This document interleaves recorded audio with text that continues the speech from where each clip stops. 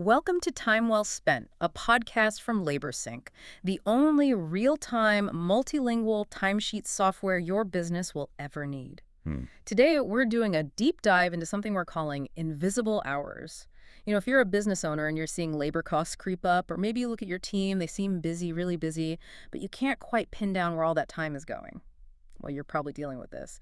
Our mission today is basically to bring this hidden work into the light. Exactly. And what's interesting really is we're not talking about people trying to cheat the system, not classic time theft. Invisible hours, they're legitimate tasks, necessary work, actually, that just happens, Yeah. outside the formal clock in and clock out times. Okay, like what? Give me an example. Well, think about a field crew loading up tools and materials before they officially punch the clock. Or maybe a project manager mentally prepping during their commute, or handling quick admin tasks off hours. It's real work. Right. Okay, let's break this down more. The LaborSync blog article you mentioned talks about specific culprits, these time bandits. What do they look like day to day? Yeah, we can definitely identify some usual suspects, Yeah. and they add up fast. First up is setup and breakdown. So the article uses a painting crew example. Let's say they spend maybe 20 minutes each day just laying down drop cloths, getting paints ready, organizing supplies. 20 minutes doesn't sound like a lot initially. It doesn't, but do the math. That's almost 3 hours per person every single week.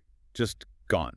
Completely off the timesheet usually. Wow, 3 hours of basically free work just on prep. And I guess that doesn't even touch travel time. Exactly. Travel and transit, that's another big one. Your tech driving between jobs. They aren't just, listening to the radio. Often they're taking work calls, maybe planning the next job in their head, or even stopping off quickly to grab specific supplies they need. Makes sense. Yeah, there was an HVAC company mentioned. They looked into this. Found their techs were only billing about 6 hours of on-site time. But they were actually working closer to 8.5 hours a day when she factored in all that travel, the supply runs. That's like 2.5 hours a day, completely invisible. Okay, and the third one, administration, that necessary evil. Absolutely. Oh. Even your best hands-on worker has some paperwork, right? Scheduling, invoicing. The blog article points to an electrician maybe spending 30 minutes daily just on invoicing, sorting out schedules, maybe following up on quotes. So another 2.5 hours a week there. Yeah, and that's valuable time. It's essential for keeping the business running, getting paid, but often it's basically being donated. Okay, so this isn't trivial. If, say, 15 to 20% of actual work time is invisible, the financial hit must be pretty significant. Why does this matter so much to the bottom line? Well, it throws your whole business strategy off, doesn't it? If you're pricing jobs based on tracking only 80% of the real work, you're effectively giving away a 20% discount without even realizing it. Your bids, your estimates, they could be dangerously low. That's a scary thought. Is there a metric that really drives this home? Yeah, the article had a powerful one. Imagine just 5 employees, and each one is losing, let's say, only 2 untracked hours per week. Seems small, right? 2 hours. Okay. That adds up to 520 hours over a year. 520 hours. It was basically like giving away nearly 3 months of full-time work for free every single year. 3 months. Wow. And I imagine that's not just about the money, is it? It must affect the team, too. Oh, absolutely. It's a huge factor in resentment, burnout even. Your most dedicated people, the ones doing that extra prep, handling things off hours, they feel unseen, unacknowledged for that essential work. Right. So the million-dollar question then, how do we actually see these hours? How do we track them without making everyone feel like they're under a microscope, Big Brother style? That's the crucial balance, isn't it? Because tracking can feel negative if it's handled badly. The key really starts with honest conversations. Just talk to your team. Ask them, what does your whole day really look like?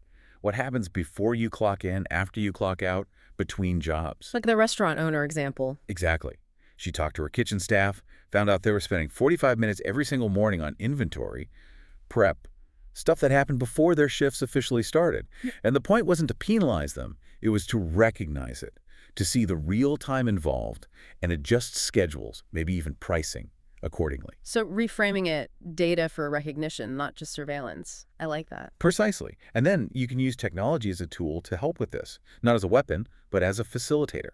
Things like mobile apps, maybe GPS-enabled systems. They can make it really easy for employees to log that prep time or a quick supply run with almost no effort. It turns that invisible time into something accounted for. Makes sense. So we're not trying to eliminate these invisible tasks if they're necessary, but actually plan for them. Yes, exactly. That's the third piece. Create buffer time. If setup always takes 20 minutes, well, schedule 20 minutes for setup. Build it into the plan. The blog mentioned an appliance repair company.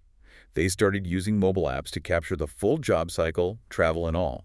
And what did they find? They found jobs were actually taking about 23% longer than they had previously recorded on timesheets. 23%. Yeah, and knowing that, it led to much better scheduling, more accurate pricing, and frankly, setting more realistic expectations with their customers. Everyone wins. So it's less about squeezing more work out and more about acknowledging the work that's already happening. That's the core idea. The goal isn't really to eliminate invisible hours, especially the necessary ones. It's to make them visible, to account for them properly.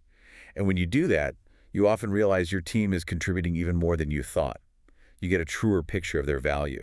That really shifts the perspective. So here's a final thought for you, our listener, to mull over. How much of your weekly budget, your job costing, is currently based on work that your team is doing, but maybe doesn't feel recognized for? Something to think about. This episode of Time Well Spent was brought to you by LaborSync. Track employee hours and job site locations in real time from any device. Start your risk-free trial today at laborsync.com.